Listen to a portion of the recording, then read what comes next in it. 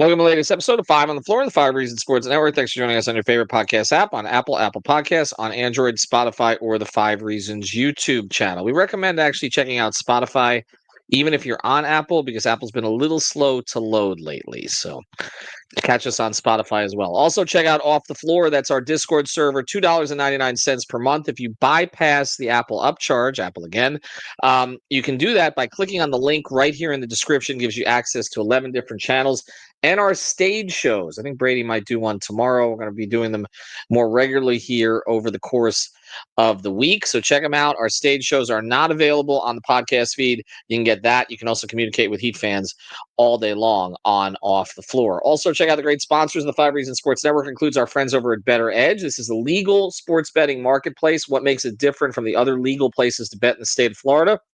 There's no VIG. That means you're not giving money to the house for nothing. Also, you can find the line that you're looking for in the market. So check it out, betteredge.com. The code is 5. That's the number 5, RSN, 5RSN. Get $20 to play right away. And now, today's episode. Yeah, 5 on the floor, ride for my dogs. Where here's the thing, you can check the score. Hustle hard, couple scars, wearing bubble frogs. Just like Butler said, you in trouble, y'all. Kept the floor playing, got it all banned. Y'all seen the block, stop with one hand. And Pat we trust. You sound scared. It's power, have the guts. We're here to bring the heat. Y'all can hang it up. Welcome to 5 on the Floor, a daily insider show on the Miami Heat and the NBA, featuring Ethan Skolnick, Greg Sylvander, Alex Toledo, Brady Hawk, and others from the 5 Reasons Sports Network. Also, make sure to subscribe to Off the Floor for the most heat anywhere.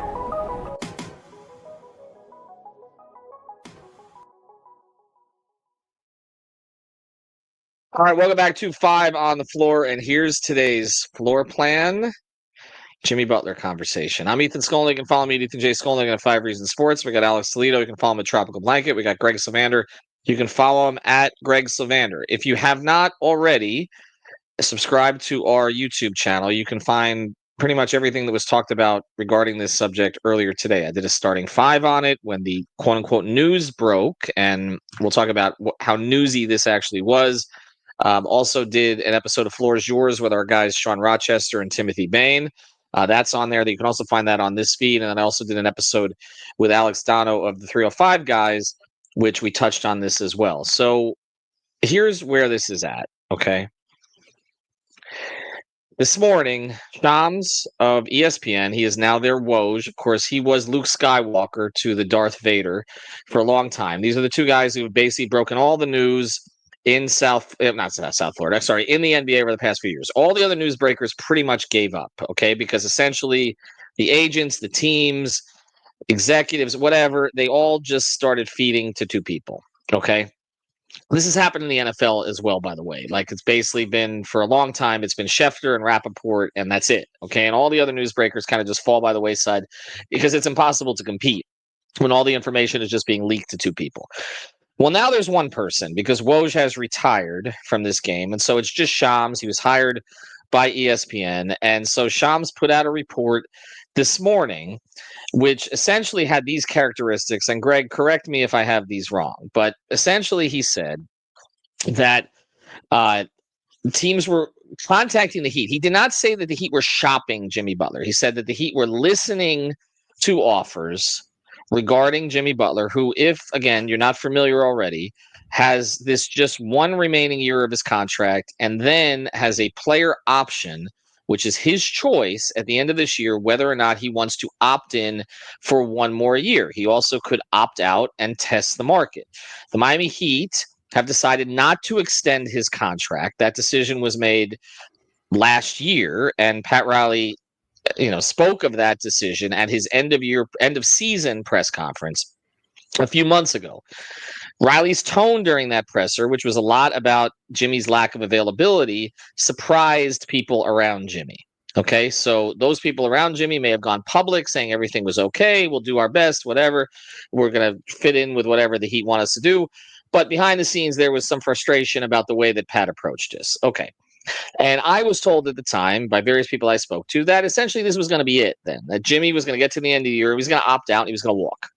and that there were teams at the time of, so this is not new information, at the time of Riley's presser, which is several months ago, before this season ever started, okay, before Summer League even happened for the Heat, that essentially, again, the Heat were not going to give him the extension, but that Jimmy was not going to extend, and that there were other teams that were interested potentially in extending him. Okay. So then we get to the draft, and I'm just giving some backstory here again to kind of introduce the context of what this was and wasn't today. We get to the draft, and on that day of the draft, Bam Adebayo is extended by the Miami Heat. Coincidentally, that same day, Shams had a report that Jimmy would not be accepting an extension from the Heat under any circumstances. Now, no extension had been offered, but essentially this came out through Shams. Now, there's also the backstory here that Shams and Jimmy's agent have, at least publicly, not seemed to be on the best of terms. And so it's odd that these reports keep coming out through Shams, and yet people think it's coming from Jimmy's camp, unless that's been repaired to great degree. I don't know that all is coming from Jimmy's camp. And I don't know why the Miami Heat would be leaking to Shams in any way, particularly while they're playing their best basketball of the season and are finally 2 games over 500, and Jimmy has been playing well of late. Okay. So anyway, that all leads to today, where Shams comes out with this report that the Heat are listening to offers. He does not say that they're shopping Jimmy. He says they're listening to offers. There's a key distinction there. The Heat listen to everybody about everything, okay? And that Jimmy would be willing, he didn't say according to Jimmy's agent or Jimmy himself or the Heat. He basically attributed to league sources that Jimmy would be open to playing for 3 particular teams: the Houston Rockets, the Dallas Mavericks, the Golden State Warriors. Now, Alex, you and I did a pod the other day, and we mentioned all 3 of those teams. We talked about 2 of them as the foremost teams: Houston and Golden State. We did talk about Dallas. We talked about Memphis. We threw in the Clippers. We threw in the Lakers. Did we jinx this? I think we talked about Denver. Well, no, I just think if people just listened to our podcast for a few days ago, I don't think they would be that surprised about what came out today, because we kind of telegraphed a lot of this, not because something was imminent, but because this has been hanging over the team the whole season, and it was going to continue to hang over the team. And I even think I joked on some podcast last year, I joked that sometime in December, this was going to rear its ugly head. And it did. And it happened to do so on a Tuesday. ESPN doesn't have the NFL to talk about today, and the Lakers weren't playing. So all of a sudden, this comes out today. They're able to fill a day's worth of content. Well, I'm just putting some pieces together here. It just seems like content that was created for the sake of creating content, because, and I'll go to you on this, Greg, I don't know what's changed. I mean, I love that we're getting clicks today, but what is different about this? They're not giving him an extension at this time. He wants an extension. He wants all his money. We've said all of these things. Teams that may be interested, Dallas, Houston, Golden State, or at least that he's interested in them, that's not a surprise either. He wants to play for a contender, and he wants his money. I don't know please inform me before we get into what these teams could actually offer for him. What has changed today? Nothing, except for the prominent national media newsbreaker started talking about it. And so I think that starts to get people percolating on what's going on here. And just a couple housekeeping notes. In Shams' report, he did say that league sources told ESPN and Butler's agent Bernie Lee has indicated in league circles, very important the way that's worded, that Butler is open to destinations such as the 2 Texas teams and the Golden State Warriors. So Bernie Lee got a mention in Shams' thing, which I think is interesting there, because I don't really see, I guess I'm going to give my overarching view on this, and then we're going to move to what these teams actually can offer just quickly here. And because I was in the office all day when this dropped, I text a couple people, didn't get much back. I struggle with a little bit understanding who this benefits at this moment. The Heat are actually at probably the best, rosiest moment of the season so far. So it sure as hell doesn't benefit them. Nothing else has changed. To your point, no trade is going to happen now. So it just seemed kind of like filler. It's just when you start to see, I think it's the smoke fire thing where we hint at it and others hint at it. And then now it becomes national news that people start to perk their ears up. And the other thing was, I I just want to mention this because one of our local guys, Barry Jackson, who everyone knows is plugged in and talks to the organization and such. There was a quote where he said, nevertheless, a source with direct knowledge has said that the Heat's not concerned about the possibility of losing Butler in free agency if it comes to that. I'm not going to read the rest of it. But to me, the more I unpack this, what I don't like about it is that it feels like things are playing out in the media. And I don't know if this is just secondhand conversations playing out in the media, but I do know that the Heat typically don't operate this way. And I also know that Bernie Lee is active on social media. And if he really didn't like what was being said, he would quote tweet someone and probably say something about it, at least if we take his past history of how he addresses things. So I find it a little interesting that there was a tidbit that came out from the Heat's perspective from Barry today that you didn't see Bernie Lee like come out and just, denounce everything. And so I think it's worth us at least pausing and understanding that the Heat are at an interesting position with Jimmy, but we've been talking about this position since the damn summer. So if you're on off the floor, everyone was basically just picking up where we've been, left off all this time. I think it's just that the reach is much further now, and that makes things louder, but not a damn thing has changed. And I truthfully don't think a ton will change until we get much closer to the trade deadline. Well, I agree with you about that last part. So I want to hold that thought, because when we bring Alex into this on some of these teams that could trade for him, I think that's the key part of this, that it makes sense to take this all the way up until the deadline, where the market potentially has been created by then. But there's something else that Barry said today, because I tweeted something to the effect, there was an NBA Central or Hoop Central or Dunk Central. It was Dunk Central, right? Had a report today, and I kind of tweeted over the top of it, and then Barry responded to it. So I want to be clear, because I wasn't at practice today. The beat guys, Barry was. We'll be there. Alex and I, Brady, will be at the game on Thursday. I'm sure this is not going to get discussed at the game on Thursday. But NBA Central, quoting Barry, tweeted, Jimmy Butler declined to speak to the Miami Heat media today per Florida Sports Buzz. Now, again, Dunk Central is a national account that happens to do a lot of Heat stuff, okay?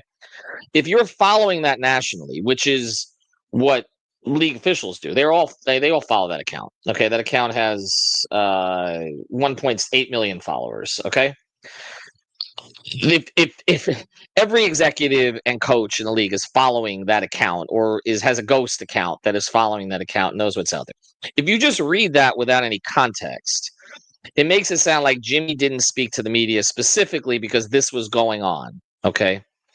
So I tweeted over the top, non-story, he does media about half the time. I mean, we've talked about that. He's not Dwayne.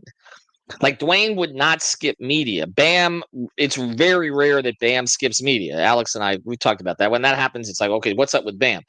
Jimmy has been given privileges when it comes to avoiding the media that no other Heat player in history has ever been given.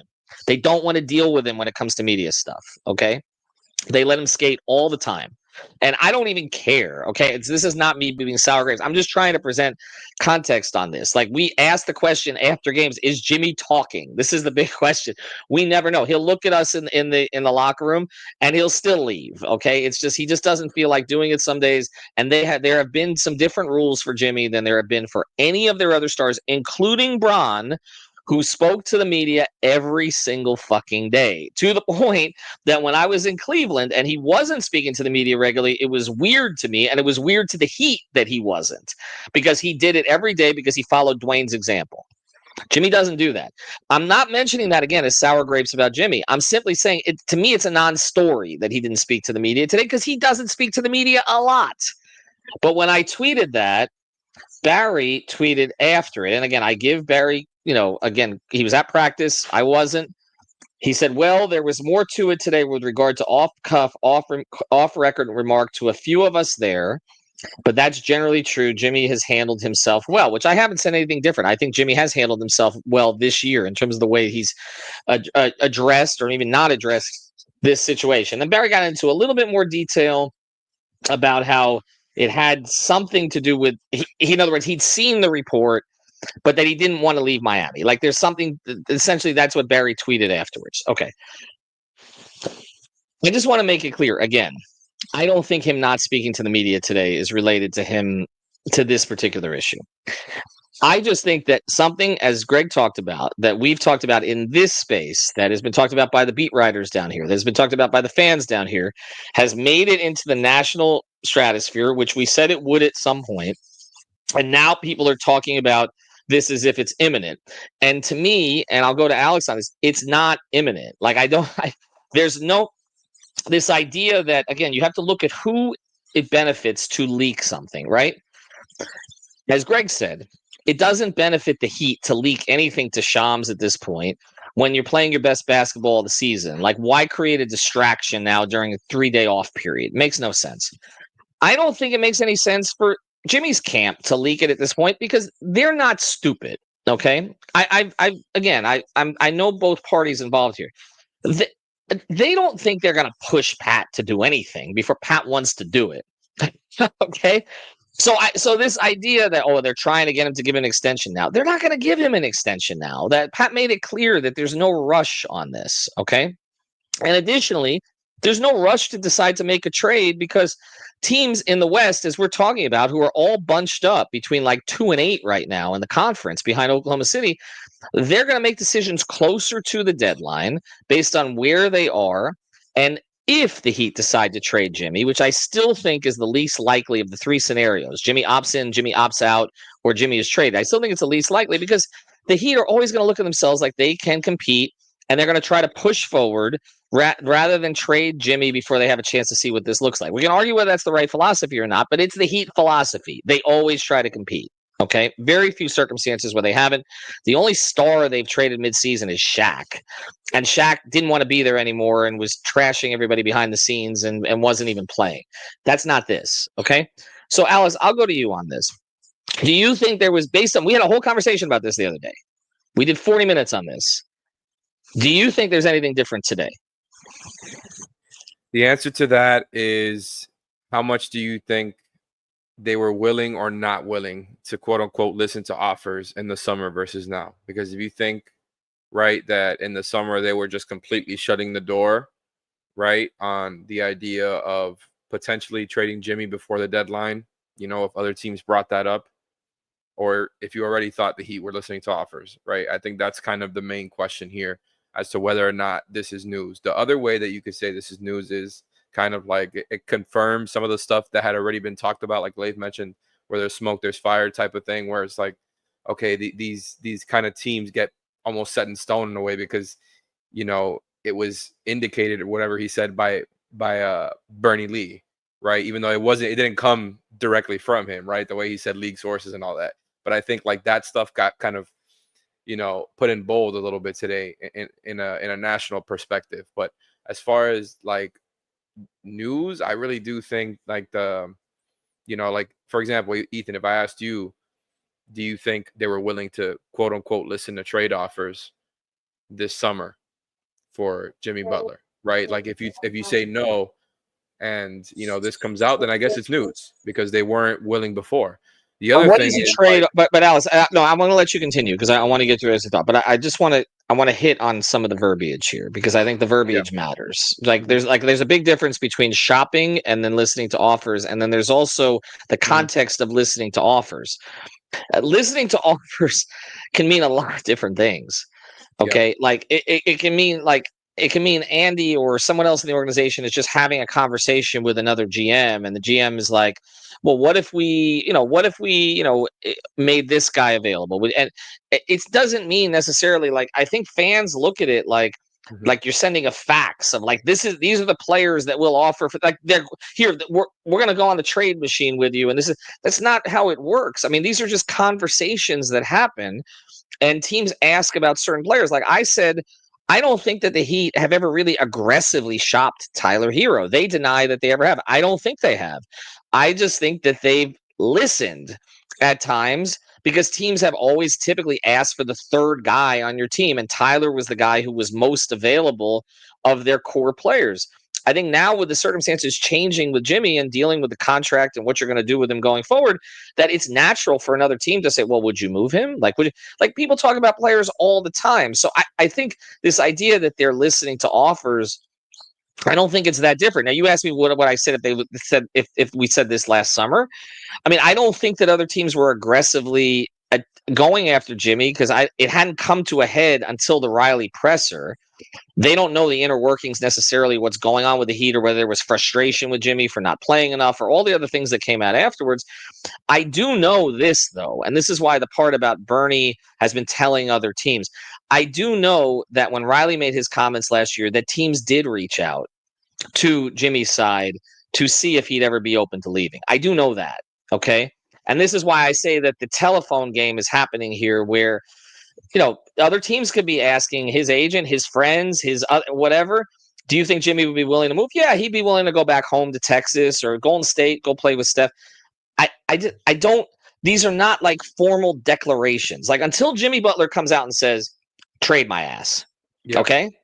And don't you think Jimmy Butler would say trade my ass? Have you been around Jimmy Butler enough that he would be direct about this shit? He literally went. Jeff Teague told the story of what happened in Minnesota, okay? Where and him taking the third stringers and all the rest of this stuff and then going to do the interview with Rachel Nichols. Like Jimmy is not typically that passive aggressive, right? Like, so I just think, like, I think he would be direct. Anyway, I'll let you continue, but I want to be clear on the whole listening to offers thing because I don't. People are saying that moves the needle. I don't think that moves the needle that much. The fact that Jimmy would be willing to play for 3 teams and wants to play for a winner, and he wants his money, duh. Like that was my reaction to all of this today. And if he's traded tomorrow, people will say, Ethan, you're an idiot, you're wrong, and all the rest of this. I haven't said that there's no chance he'll be traded by the deadline. I haven't said that. We did the pod the other day. And I said, I don't think any of those 3 possibilities, opt in, opt out, or trade, are more than 40%. I said, I think you split that 100% almost evenly 3 ways. My lean at this point was him to opt in. My lean was the Heat keep him and he opts in because he's not playing every game and he's not playing at a superstar level. And there's not that many teams. And Greg, getting back to your point, I do want to go to Alex here, but getting to your point about the Heat and this idea that, again, put it to me again from the Heat's perspective, the thing that bothered you, because I want to make sure I put that into proper context too. Well, it was just the comment about that Barry Jackson came out and said that, a source with direct knowledge to the Heat's way of thinking is that they're not concerned with him walking. I thought that was just an interesting nugget to get floated out there. And to close the loop also on the weak language that was floated around, it didn't even say that the Heat are listening to offers. It said that they're open to listening to offers. Right. I'm open to answering my phone. Right. I mean, we're like 6 degrees of separation here. And the Bernie stuff is not, Shams is not saying I spoke to Bernie. His agent said this. He's saying, no, his agent has been telling other people this. Exactly. I mean, this is kind of, and I'm going to be transparent here. I like Shams and I don't like Woj. Okay. So I'm just going to be transparent. I think the way that they do that, you find that hard to believe. Okay. I don't have any personal issue with Shams. Has always been very, very, very. I give him enormous respect for his rise. I remember he worked his ass off. He would come to Heat games when he was like 19. It was like Brady. Okay, when he was like 18, 19 years old. He would come to Heat game and he'd have all this information. He got to know everybody, and he's made his way up, all the way up. I have tremendous respect for him, and he's always been very respectful to me, even as he's passed me and lapped me. Okay, I think he's a good person, honestly. And I have more respect for the way he does business than the way the guy who trained him did. But with that being said, like, this is kind of a weak ass report. It just is. Like, it's all like several degrees of separation, telephone game. It does feel like it was just content, honestly. And to get to Greg's point on I'm going to go to you, I promise. But I was saying the content thing. It's like, it's funny because, like, we need the content. So, we do. Thank you. It's terrific. Although the team's playing better, so we really did need it this week. Like, you could have given it to us like 2 weeks ago. We were desperate for it.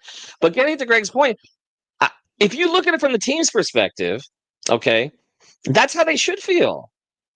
They're looking at the landscape and they're saying, how many teams have cap space to give Jimmy the extension that he wants going forward? So their perspective is they're not that worried about him walking. Well, right. Like, it's basically a game of chicken, and they're looking at it and they kind of like their chances with it. Now, they could be wrong. They were wrong about LeBron not leaving. Okay. They like their team. They like it's, I mean, they were wrong about LeBron not leaving because I talked to many people in the organization at that time who thought he was staying, while LeBron's friends and former players like Mike Miller were saying to me, he's what, have you moved to Cleveland yet? Like, because they knew I was going to continue to cover LeBron. Like, they knew he was going. So I'm not saying that they're always right about everything, but I think if they look at the landscape, they look at the cap space, they're like, how many teams are going to extend Jimmy? Okay. And so their thing is, why are we're not going to be like pushed into this. We're not going to be pushed into this. Like, okay, let the thing play out. If he wants to opt out and find another team, he can. Now, at the same time, and on the other side of this break, I'm going to Alex first. Okay. So we're going to go to you first. I'm going to let you drill down on this stuff because at the same time, in one sense, if you're the Heat, you're sort of playing the game that there's not that many teams that really could afford him, right? So you don't have to really worry about him just leaving for nothing. And as was made, the point was made by Barry and Anthony in their article, which I thought was very good. The Heat basically can get some players back if they want to, because ultimately for Jimmy to get what he wants, they're probably going to need a sign and trade, right? So you're not going to lose him for nothing necessarily, like some have talked about. That's not the only option if he opts out, right? There are ways to make something happen if he wants to cooperate with them, and there may be reason for him to cooperate with them. But with that being said, in the same time as you don't want there to be that many teams who can just afford him flat out so he walks for nothing, if you are going to trade him, you need there to be more teams that are interested in him, and at least as a rental, because that will increase the value of the players that you can get back for him. So it's a dance, okay? I just think we've danced in a circle today. I don't think that this is anything significant. Please don't stop listening to the podcast. Anyway, I want to tell you about a great sponsor, and then I'm going to let Alex riff here. Water Cleanup of Florida. If you have a leak, somebody's got a leak. I still don't think it's the Heat. If you've got a leak, check it out. Water Cleanup of Florida. You can get the preventative maintenance. They do the leak detection. They do the damage assessment if things have happened already. Maybe we'll be doing a damage assessment when Jimmy walks for nothing in July, and everybody's blaming me for it. But check it out. Water Cleanup of Florida, based in Boca Raton, more than 100 5-star reviews on Google. Michael Robert, his team, they'll take great care of you. And as we always say, WCUFL.com, WCUFL.com. If you got the schmutz, they got the guts. All right, Alex, finish your thought, and then I want you to go through these three teams, Houston, Dallas, and Golden State, and whether or not they actually could give up anything for Jimmy Butler.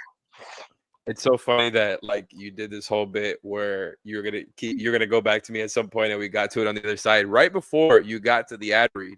It's like you know me so well. Like the main part of what I was gonna say was what you said there, with like basically the landscape when it comes to next summer. Like I was looking at those numbers, and I mentioned in that pod we did talking about this kind of like the preamble to this whole saga here. It's so funny and timely that it worked out that way timeline wise. But like these teams are not going to have cap space to do what they want to do, right? As far as to do what Jimmy wants to do, right? And what Jimmy's agent wants to do. Like that's why Brooklyn has gotten mentioned so much, right? After seeing how much more cap space they have than any other team, and it's like twice as much more than like most of the teams that are there in like second, third, fourth, fifth. I see why they've gotten mentioned kind of in other things in the past. That's going to be the team that's used as leverage because it's Brooklyn, it's a cool city, it's New York, all that, right? And the pitch there would be blank canvas. Maybe we can get somebody else here, right? Because I don't know if Cam Thomas and Nick Claxton and Schroeder and Finney Smith and Cam Johnson is exactly, you had Jimmy there, and I don't think they're a contender per se. Who knows? Maybe it's just that's the sacrifice he has to make in order to get the money. Like, who knows if that's what he would be willing to do. Other than that, like the only teams that would even come close, like there's not like most of them are bad, right? At that point, you're talking about maybe like a team like the Spurs or the Rockets creating some sort of space, like by unloading guys at the deadline. So you're talking about those types of scenarios.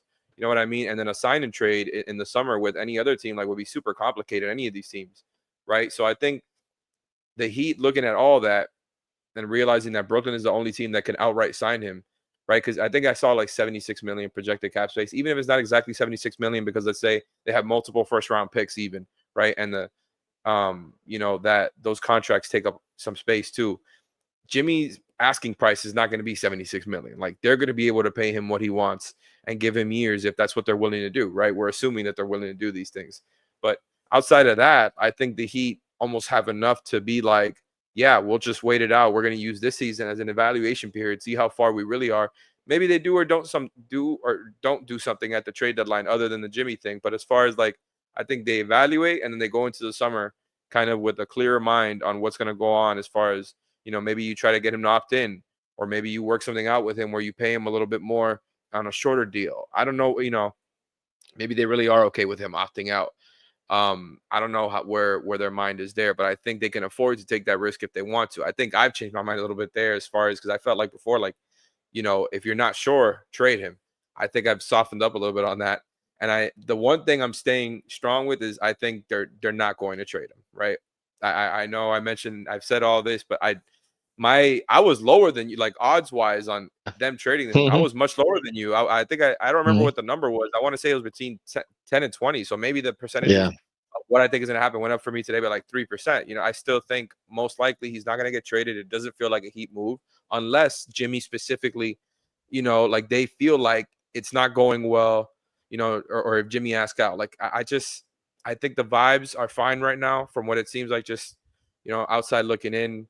I'm obviously not in the locker room every day. I'm not in their practices. I don't see what's really going on there, but it seems fine. Like they're playing their best stretch of basketball right now. And it's absolutely not a Heat move to do this in December. They've got a couple more months to evaluate. Nothing about this feels imminent to me. But it is good stuff for us to talk about. And it's a seed that has been planted by Shams, and it's a seed that we can eat off of, right? It's very much a plant because we can just keep doing these Jimmy pods. So thank you, Shams. I've done 4 streams like this today. We will get into these 3 teams, but Greg, I'm looking at the Heat's history here. They don't do this. Like Pat doesn't blink and make trades during the season because now the Lowry thing last year, you're not getting an amazing trade offer. That's the thing. The Lowry thing last year, you could say that they blinked a little bit because Kyle was problematic behind the scenes. They could have held on to the expiring contract. They didn't. They tried to upgrade the team for Jimmy in part. They traded a first-round pick to get Terry. It hasn't worked out, but we were okay with it at the time. But typically, that was not a move to get worse. That was a move to get better. They traded a first-round pick to get better. They don't make moves to get worse during the season. That's not that they've held. Even these smaller guys, like you mentioned, one guy that was coming to mind when you were talking about the opting in and working with the Heat is like what happened with Caleb, right? They could have traded Caleb last year. Now, he's not at Jimmy's level, obviously, but they could have traded Caleb to get a pick last year. They could have traded Max. They knew they weren't going to be able to re-sign Max. They could have tried to trade Max. They didn't trade Max. They pushed through, and they ended up going to the finals with Max. What's that? They did a sign and trade. No, but I'm talking about during. Right, they did, which is where this could head to. But I'm saying during. They did, but during the second round pick, but they did, but during the season they didn't do it. They didn't trade Max, they didn't trade Gabe, they didn't trade Caleb, and then they did try to work with Caleb to get him to opt in so that he could make more money over the length of the deal. And unfortunately for Caleb, because it looks like it's worked out for the Heat, because I don't think Caleb would have changed their situation much in a positive way as it's turned out. That Caleb's agent was an idiot and decided not to take the deal, and his client ended up getting half the money in Philadelphia. Okay, but like they didn't, they don't do this. Like they traded Shaq, but that's the only one. They traded Ike Austin. We have to go back to 1990. Was it 1997 that they did that? Yeah. Well, there's a couple things. One, they don't typically make these type of trades. Even when they traded Shaq, Sean Marion was a perennial all-star. Now, you could say Steve Nash was driving that train of him making all those all-star teams, but he still was that type of player. So I guess as we look at these teams, like I think Golden State is an interesting one, right? You have to really, I think it's important to understand from the Heat's perspective, like what they would be aiming for. And I don't think it's like the strip it down rebuild package where you just get a bunch of picks and expirings. And then they take, and like the thought process there is you take the picks you accumulate and make another move, unless that was completely lined up and ready to go immediately. I don't think that they sit around with a treasure trove of picks waiting for something to happen and have a 27 win season or a 37 win season in the process. They're trying to get they're going to try to get a functional package back. And so we talk about Golden State. What does that look like? Like, is it Wiggins? Is it Kuminga? Dallas? Is it Pods? Right. Yeah, that would be a guy. I mean, he was linked to the Heat pre-draft. I don't see anything on Dallas as we kind of hone in on the three teams that were mentioned. And then Houston is the interesting example. And I guess it didn't occur to me till just now. And when Alex mentioned it, that they're going to have cap space, because that does give them some sort of at least pathway to have leverage to say, listen, we'll just sign him outright. But I'm looking at next year, because there's really two things you got to look at. There's whether or not you can make a trade happen this year with the numbers that are involved, and then there's what's actually available next year. And Alex, I'll let you dive in on the Houston thing, but I just want to. Alex made a point here in the chat. None of the players they get back will be better than 2008 Sean Marion. That's probably true. And the point that you made, the only guy in the league, there's only one guy in the league that I could see it working where you could get something lined up for him, where you would not only be lateral but maybe be better, is if you could get Fox out of Sacramento. That's the only one. Like, and that would have to be Sacramento has basically just decided we're because they're not one of the teams we've been talking about picks. Because right, like you're getting picks to send them picks, and Sacramento is it goes more into a rebuild mode. That's really the only one that I can see that I would say, okay, that you put Fox with Hero in the backcourt with Bam. We obviously know the relationship between Fox and Bam. You're back on more of a similar age timeline. Like obviously Fox and Hero have they both went to Kentucky. With Bam, or actually, well, Fox played with Bam, right? So like there's connections there. Okay, Fox would fit their culture, all the rest of this stuff like that but that's the only one I see that like you could do what Greg's talking about and get better potentially, not just for the future, but for right now. And that's going to be really difficult to execute. I was going to use another word there, but that's going to be really difficult to execute. But Alex, the Houston part of this, I'm looking at their cap sheet. So why don't you give me a better idea here?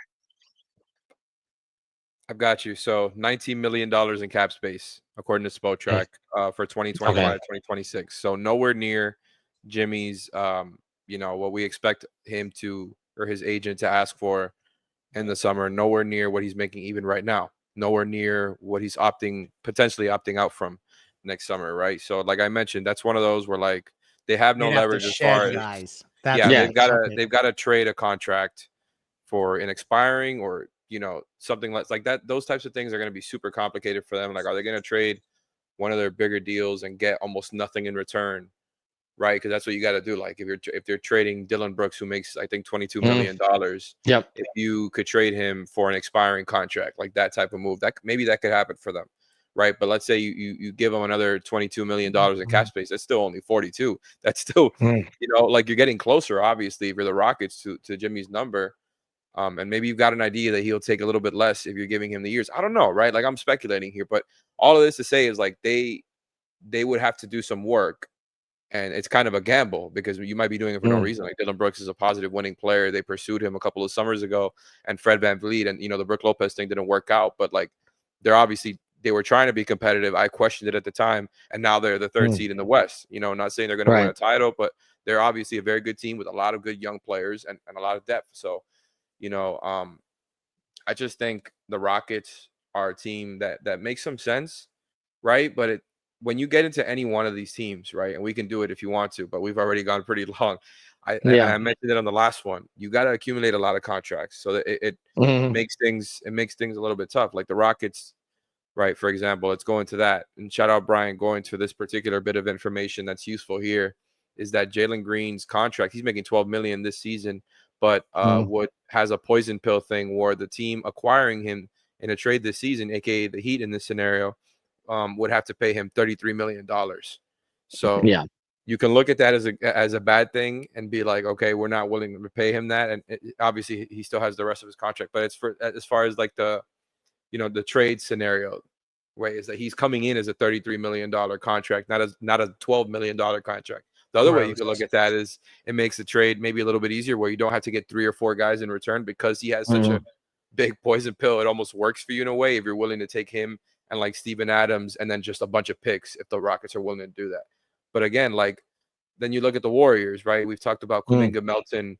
Maybe they find a way to get Pods in there, even though the Warriors treasure him so much. I don't think Kuminga or Pods are blue chip prospects, to be honest. Like I think they're worth getting back in a trade if you're the Heat because you're trying to kind of get some more young guys in there. You're trying to get draft picks in return. I think they probably value those things to kind of get them towards the next build, whether it's using those draft picks or trading them for another star, since they haven't had those enough draft picks in these other star trades and star trade talks over the past few years. So I think, there's going to be a lot of accumulating of contracts done. And I think a lot of times, like, especially if you have to cut somebody, which you're going to have to do for a lot of these, if you're taking back, let's say 3 or 4, you're taking back 2 or 3 more guys than you're trading out, right? I think the Heat can absorb a guy, but then if you're waiving somebody, you have to pay their contract.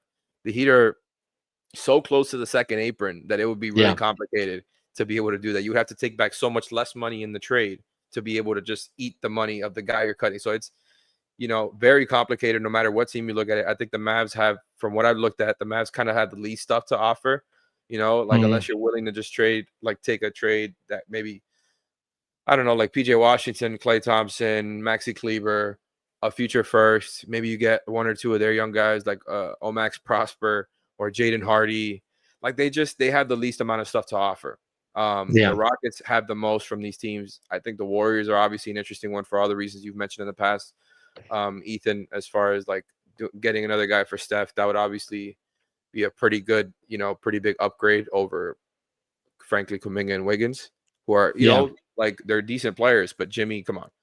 Like, you're putting Jimmy in a situation like that, he would be fantastic. But all of this, I think what I'm trying to say is that for any one of these teams, right, that this little Cold War going on in the West. Oh, I think you muted yourself.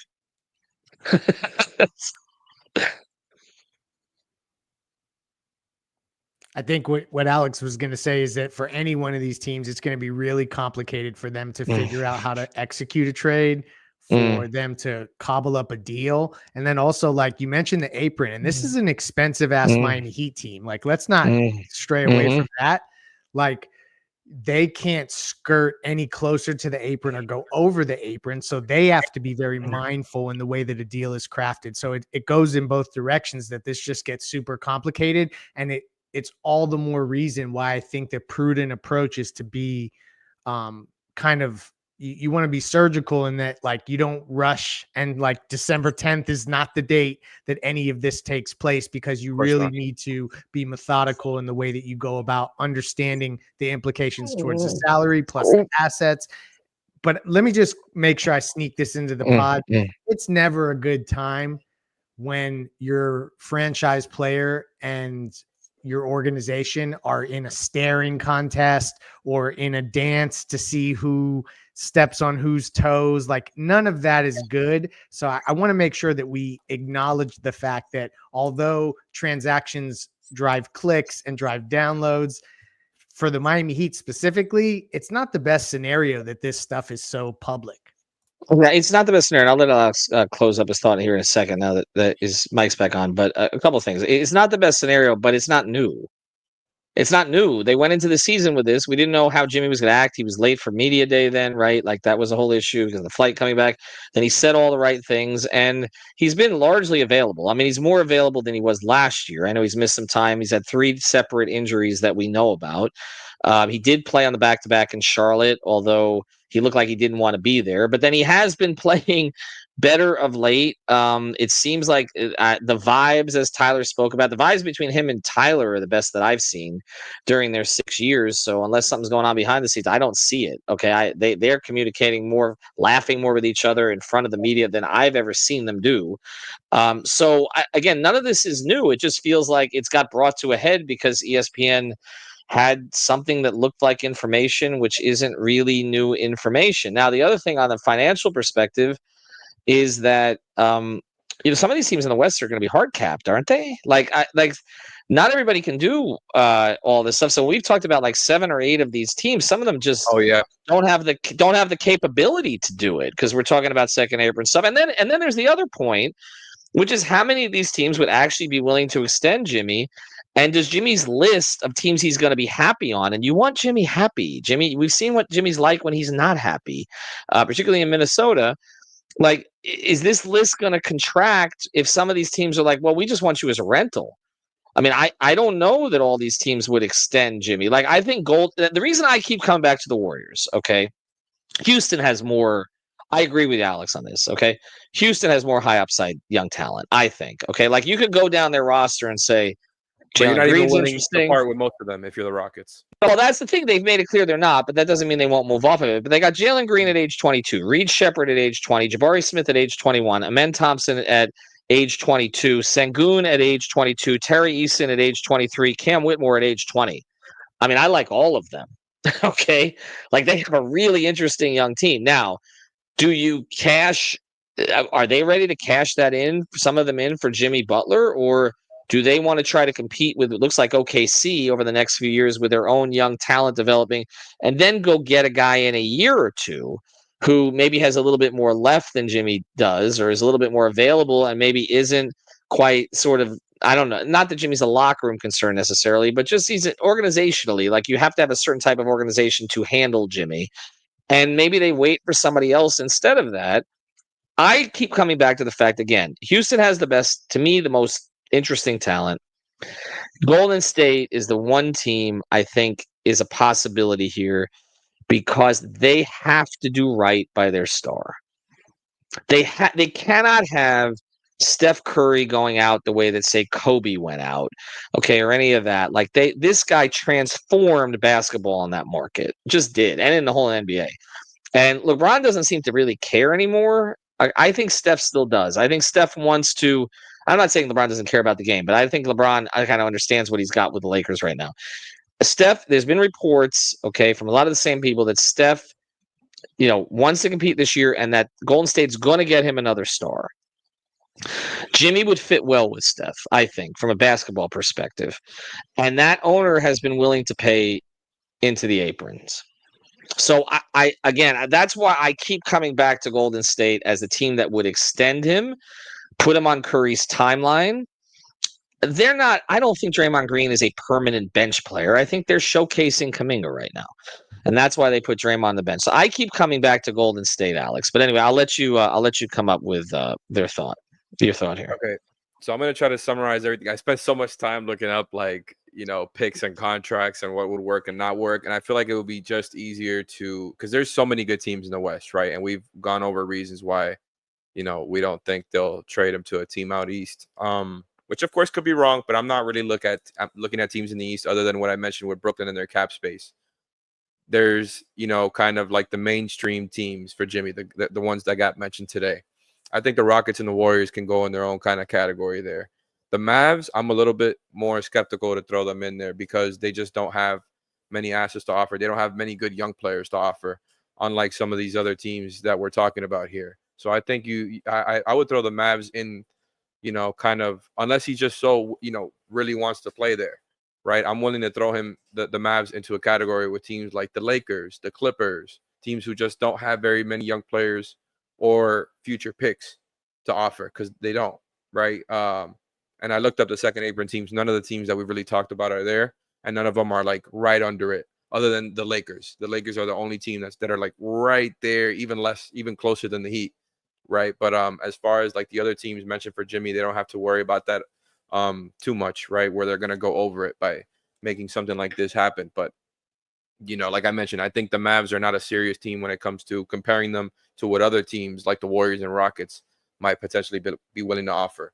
Some of the teams I mentioned before, for example, when it comes to like sleeper teams who maybe could clear up cap space, right? Like Houston can do that, but so can San Antonio, so can Detroit, theoretically. Not that they're willing to do that. Like, are those teams that you take seriously? Probably the Spurs more, right? If you're just asking the questions, than the Pistons.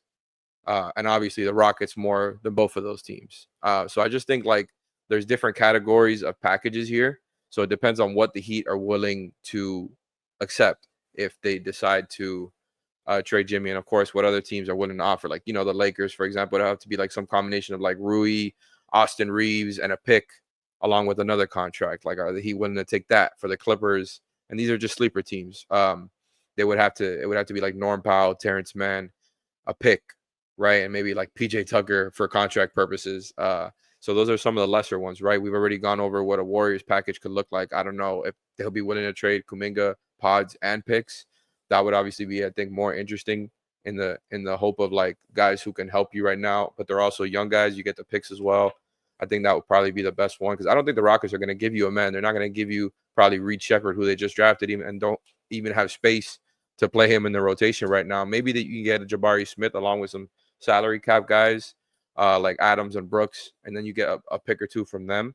So like these are the things we're talking about here. The one team I'd like to throw in here that I don't think it necessarily is going to happen, but I think just to kind of as a thought is cap space wise, the Pelicans project to have 33 million, right? And that's not close enough to offer Jimmy, but they have the Ingram situation that, so maybe there's something that can be worked out there. Ingram, who's still young enough to help you right now, is obviously a good player in his own right, an all-star level player, where you don't get better, but you're kind of almost, that's a very Heat thing to do, right? Where like, yeah, they don't potentially like Ingram as kind of that level of player, especially if you're trading Jimmy. It's kind of like it helps usher you into the next era while also keeping you competitive now, right? And of course, there's also like, do the Heat want to do that, or do they want to bottom out? Because if they're in the lottery, they keep their pick. If they're not in the lottery, they make the playoffs, that pick is gone.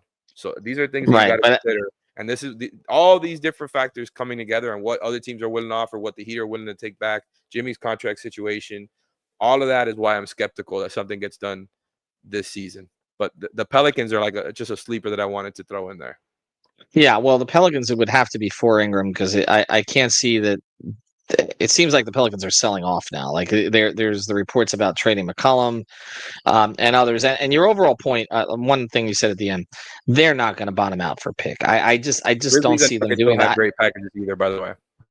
Well, I understand that this is a very good draft, and I understand that the Heat keep their pick if it's in the lottery. We know all that. Okay, then otherwise it goes to OKC.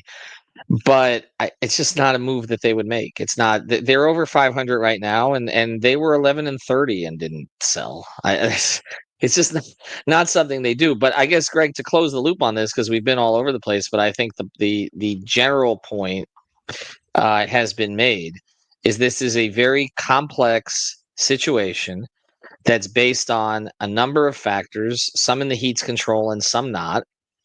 Some of it is the Heat's decision on how they want to play it, and some will come down to how many teams are interested. Some is in Jimmy's head in terms of what really matters to him. I've been told what matters to him most is getting his money. And that's why some of these teams we're talking about, if they're not going to extend him, I don't even see them as legitimate possibilities. Why would they take on the headache of a rental with Jimmy if he's going to be unhappy and they're not planning to keep him? And then, like I said, the Heat can look at the situation now and say, well, what is he going to walk into in the open market right now if he just opts out? There's not a lot of teams. All the stuff Alex is talking about, this would have to be sign and a trade now or sign and trade later. These teams don't, with the majority he's talking about, do not have cap space to be able to accommodate him. It's a very small number of teams, and it would be very hard for them to get under. And are they really doing that for a 35-year-old Jimmy Butler to be paying him until he's 38 years old? I don't see it. So I guess my overall point, I'll let you close tonight, as we're almost in an hour, and I said we didn't have anything else to talk about, is I don't think anything is imminent. I think this situation is too complex. There's too many factors involved, financial, psychological, basketball, all these things, for anything to happen until the first week of February anyway. And that will depend on where the Heat is, where these teams in the West are, where Jimmy's head's at this point, and whether or not the Heat can build enough of a market for him that they're like, you know what, we're going to get blown away with an offer. Let's do this and not wait. But my lean is still, whether he opts in or opts out, that Jimmy Butler will be a member of the Miami Heat at the end of this season. Am I wrong? I hope you're right, because I'm going to take everyone back to a scenario with Dwayne. And this was, everyone will remember when it was like Ethan versus Dan for all of the information with Dwayne and that whole scenario. And I just want to remind everybody that every practical indicator and every logical scenario had the Heat tracking in a favorable position, being very prudent in their approach with Dwayne.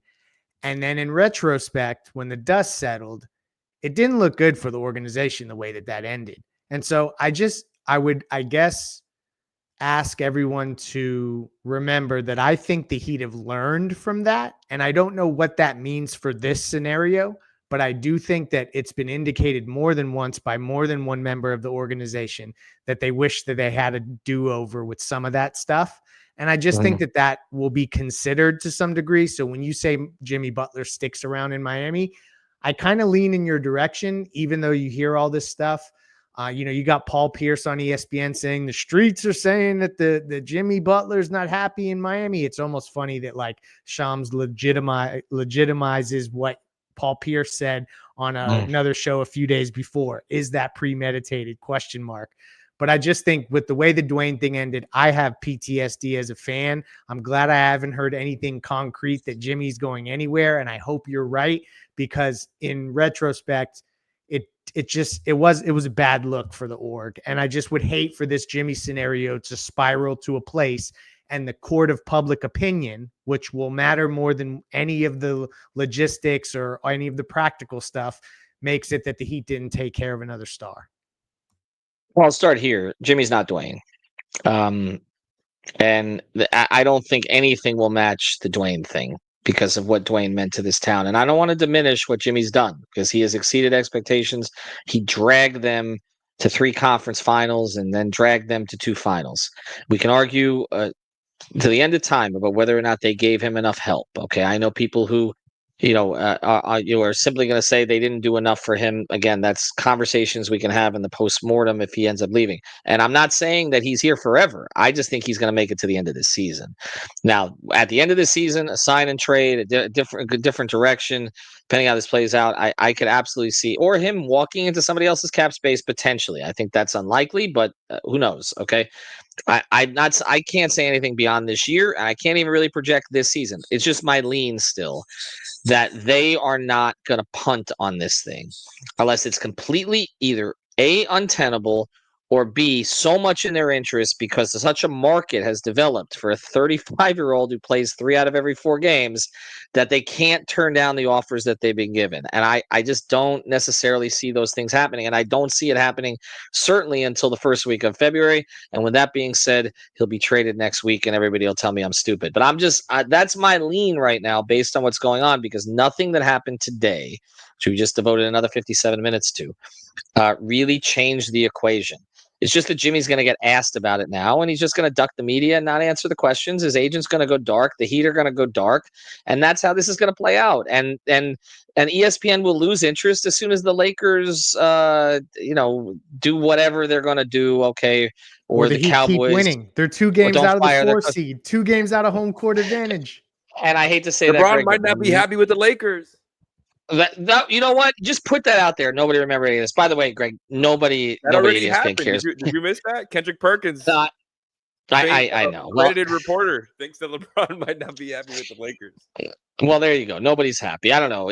Are Greg and Alex happy with 5 reasons? Let's spread that one. By the way, nobody at ESPN cares that the Heat are on a winning streak or any of that. The Heat don't exist except when they need to fill a void, so they create a little bit of controversy. All right, thanks everybody for joining us. We're not sure why. Thanks to our sponsors. And we also mentioned Prize Picks. Use the code 5FIVE. Keep us in business so we can continue to chase ridiculous rumors. Have a good one. Thank you for listening to the 5 on the Floor on the 5 Reasons Sports Network. After all, someone needs to listen to my dad.